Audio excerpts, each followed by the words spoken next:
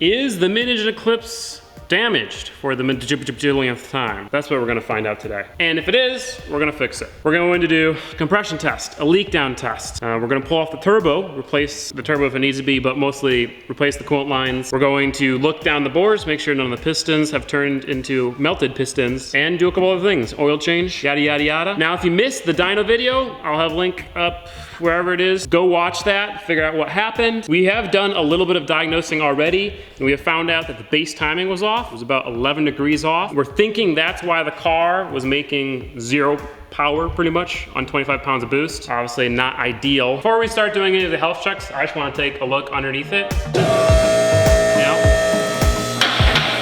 Okay, so we got a little bit of oil leaks. There's our faulty freaking wastegate. Yeah, you can see how hot this stuff was getting. Honestly, nothing looks off. I'm assuming what's leaking is the rubber lines that run through the manifold for the coolant for the turbo. So we all saw how hot that manifold got. We might be able to fix this without taking the turbo off, so that would be pretty cool.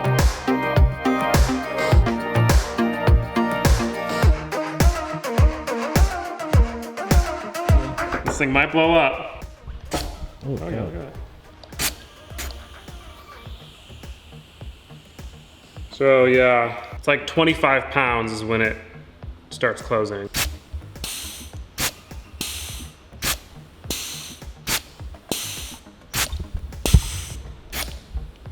This is fun. I could sit here all day doing this. Either way, we have a Turbosmart internal wastegate actuator coming. That has a exchangeable spring. I got one with a 14 PSI spring in there. That will hopefully fix this. We'll have to do some fabrication, but.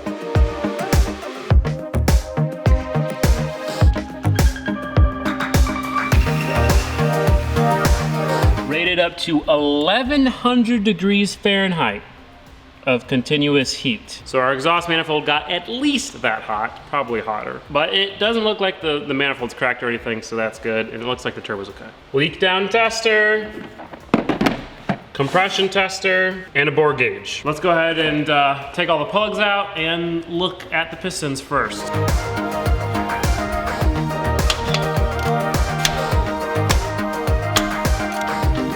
Plug looks fine. So as you can see, it's a little camera.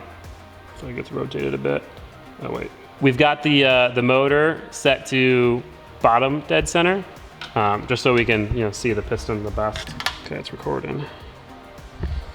Heyo, look at that. That is so cool. Looks fine, I think. Piston at least does not look melted or anything. And the cylinder walls also look pretty good. I mean, there's a little bit of scoring up and down, but that's not too abnormal. Cylinder 1, pass. Cylinder 2 is a pass. Cylinder 3 is a pass. Last but not least, cylinder 4 is a pass. No melted pistons. So that was pretty much the worst thing that could have been broken. Now we're gonna test things that are a little less worse if they're broken, but still suck. For one, we're gonna do a leak down test, but mostly test the head gasket, but also the rings and other stuff. And then we'll do a compression test. I'm all too familiar with doing this test on this motor, so hopefully we pass. First things first, we put it at top dead center. Put our hoe.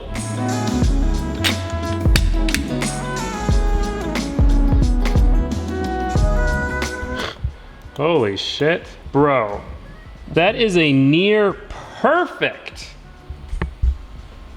leak down. 60 PSI in, 59.5 PSI out maybe. At 80, we're at 78. So that was a 2.5% leak down compared to when this thing had a slightly blown head gasket. It leaked down about 25%. So that's phenomenal.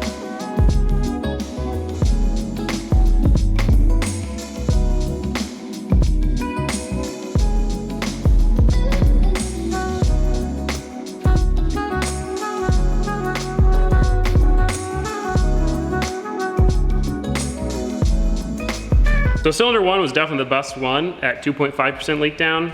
Cylinder 4 was the worst at 11.25% leak down.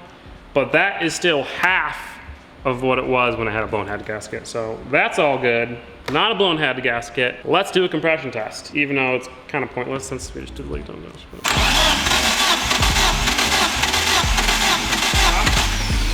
200 PSI.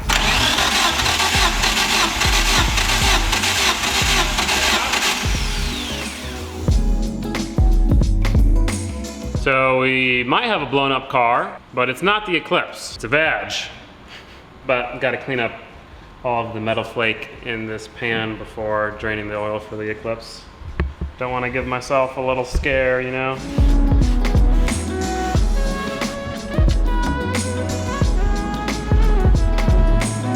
Scared to look. It's glittery?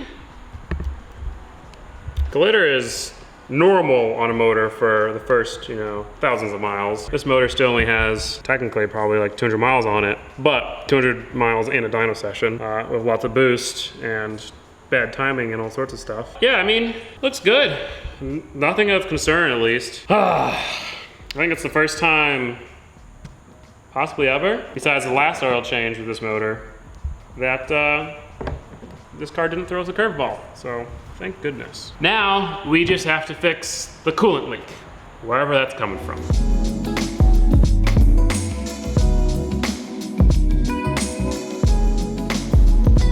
So this is the coolant line that was going through the manifold, kind of goes under and through.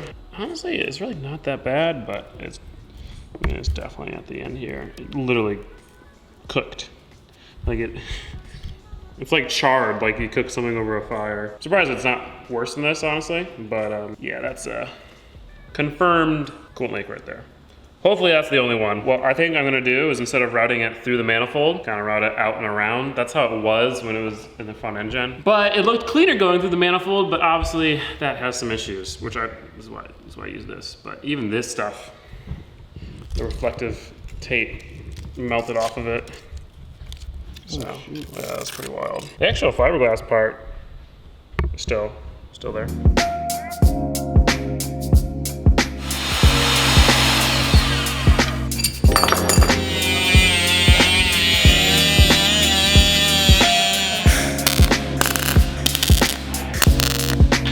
Oh God.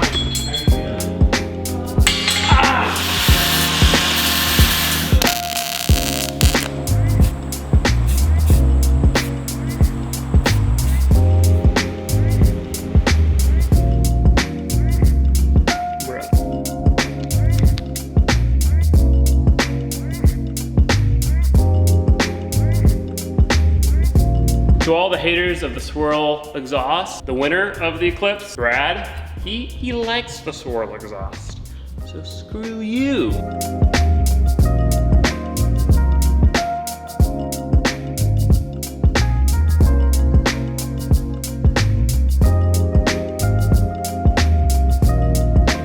The coolant leak should be fixed. We got it filled up back with some fresh oil, cleaned up all the residue off the bottom of the engine, so if any new leaks appear, we can find them. Tied up some lines a little bit better. Let's see how she runs.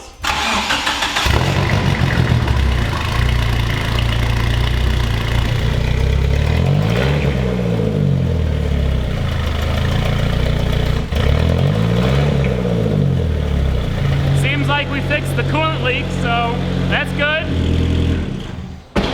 So, all that is left to do now is to get the new Turbosmart wastegate onto the turbo.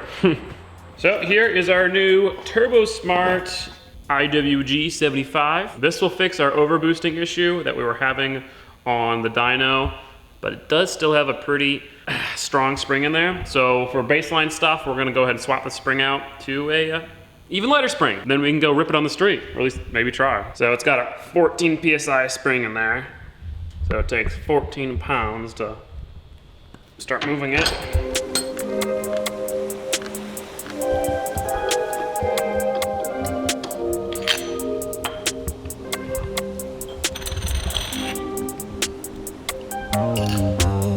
So I found on one of my springs that seems like it could be a good happy medium.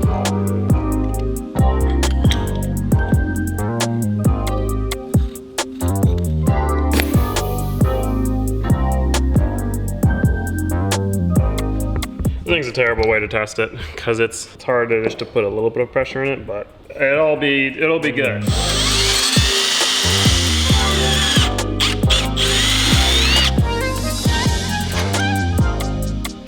Well, that might have a reason as to why it wasn't working. Wait a second. What in the hell? Just full of water. And you can't compress water, so it wasn't getting its full travel. Definitely proves that wastegate is bad.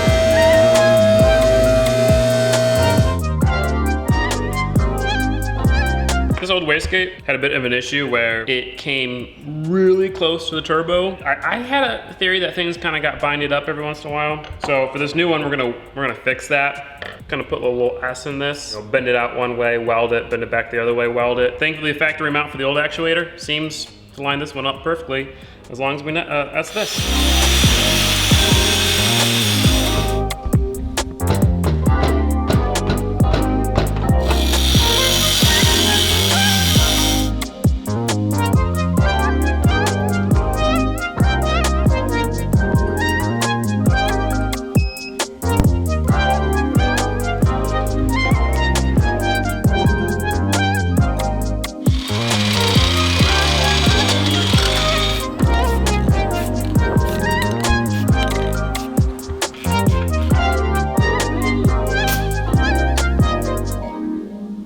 I'd say that works.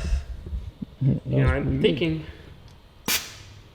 there could be a way to make this a little bit more legit. You're gonna like regulate it to where it only can do so much? Yes. Makes sense. So if I regulate the pressure going into this little gun at 7 pounds and just full throttle the gun, they say I'm a genius. Got the regulator going into the air gun, and as you can tell, no air yet, so let's turn it up to like, you know, that's 20 pounds. That's the problem, is this thing's not very precise. Okay, so that's about 10 pounds, and see here, it's a nice steady stream. That 15 pounds now-ish, and it's fully open, and then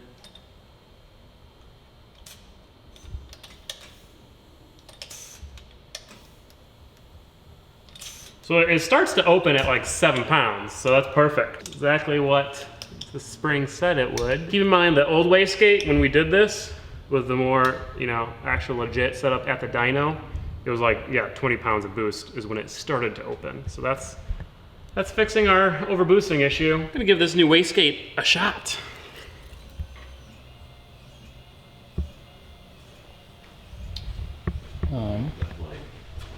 Oh yeah, looks like the battery's totally dead.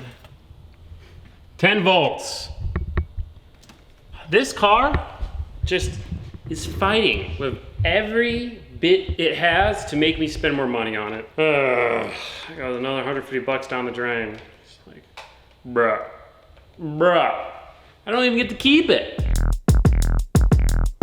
If I had $1 for every time that my life took a sour turn, I'd be rich and rolling baller and hollering at your girl. I'd be making little money and spending it like I'm rich. I'd be making bad decisions and thinking that I'm the shit. If I had $1 for every time that my life took a sour turn, I'd be rich and rolling baller and hollering. Oh god, I just shocked myself too badly. Holy cow. I just want to be clear, we didn't edit that. That's Ow. I didn't think you could, for some reason. It's not a lot of voltage, but it's a lot of amperage. I was just like kind of pushing it down and then my hand started to tingle. Maybe the tolerance should have been higher on that. Oh, Yeah, God. I designed it for literally one specific battery. Not one model of battery, one battery. There we go.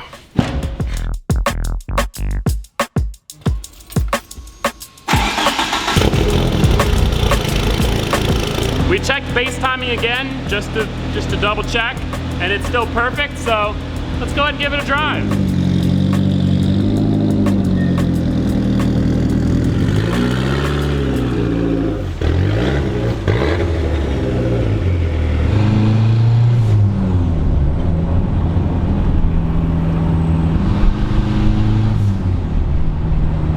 I do think the tune's a little bit too far off for me to rip it for you guys.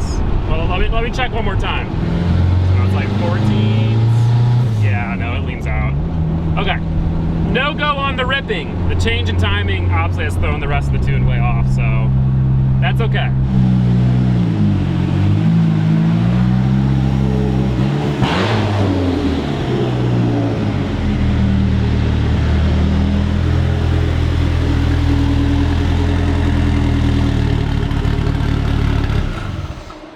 Right now, 440 degrees.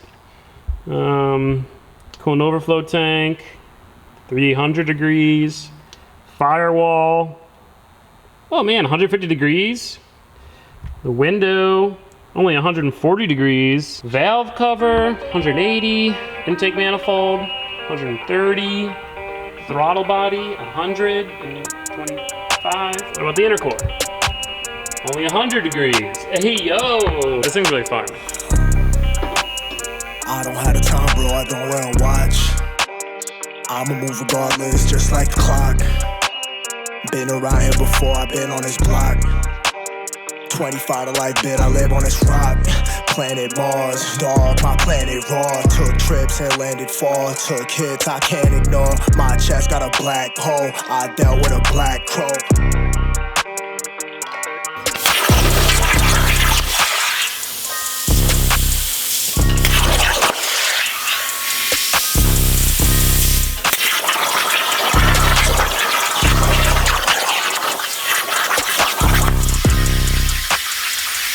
I mean, you can definitely tell it's a Miata. Yeah, I think I need to make the spoiler a little bigger. yeah, spoiler a little bigger, and then Maybe the front lip a little bit bigger. make sure it actually goes on there. Dude, that's sick. That's pretty cool. Oh, The fact that you can just print it out. No, I can definitely make it bigger a little bit. Well, I mean, I could get it if I really tried. yeah, but that's not what you want. I mean, to a certain extent. The other problem is if this top part is too thin, then it's just gonna bend the top part.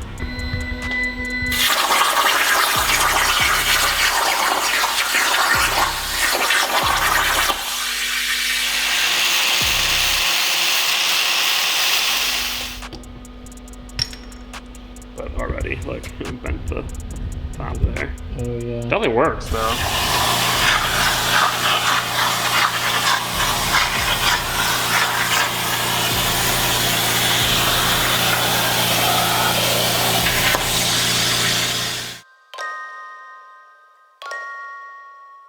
So both these things, the silhouette, bottle opener, V2 of the Toe Daddies, and a bunch of other stuff, it's gonna be coming to a Gingium website somewhat soon. Working on a bunch of stuff. Gonna have tools, gonna have parts, gonna have merch, gonna have, you know, cool metal stuff all on there available for you guys. But it'll probably be a little bit until that happens. Gotta work out all the kinks for each of the models and gotta build a bunch of other stuff. But the Eclipse, it's all ready for tuning tomorrow. So in the next video, we're gonna go ahead and street tune it as long as it doesn't rain. Of course, if you wanna watch that video ahead of schedule, you can click up there, become a patron, which will help support the channel, but also give you early access to videos and exclusive access to other stuff. So huge thank you to all the patrons of the channel. And yeah, I'll see you in the next one. Can't wait to feel this thing rip.